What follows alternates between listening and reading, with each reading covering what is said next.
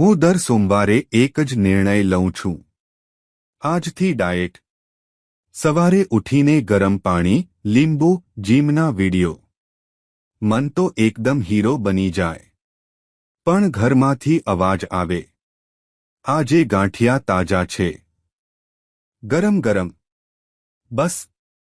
Diet બારણે ઊભું રહી જાય. પછી કહું, ચાલો આજે છેલ્લી વાર. પણ આપણા ગુજરાતીમાં છેલ્લી વાર એટલે આવતીકાલે ફરી એક નવી છેલ્લી વાર. બપોરે કહું, હવે તો ફક્ત સલાડ. એટલામાં કોઈ કહે, ફાફડા આવ્યા છે. સાથે જલેબી પણ છે. હવે ભાઈ, ફાફડાને એકલા ખાઈએ તો એનો પણ અપમાન થાય ને. એટલે જલેબી પણ લેવી પડે. અને ઉપરથી ચા તો ફરજિયાત. સાંજે મિત્રનો ફોન. ચાલ બહાર જઈએ. હું કહું, હું ડાયેટ પર છું. એ કહે, કોઈ વાંધો નહીં.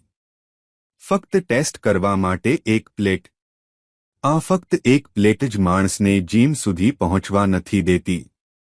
છેવટે રાત્રે અરીસામાં ઊભો રહીને કહું, કાલથી પાક્કું ડાયેટ. અને મારું પેટ પણ અંદરથી કહે, હા. એ વાત તો હું ગયા સોમવારથી સાંભળું છું.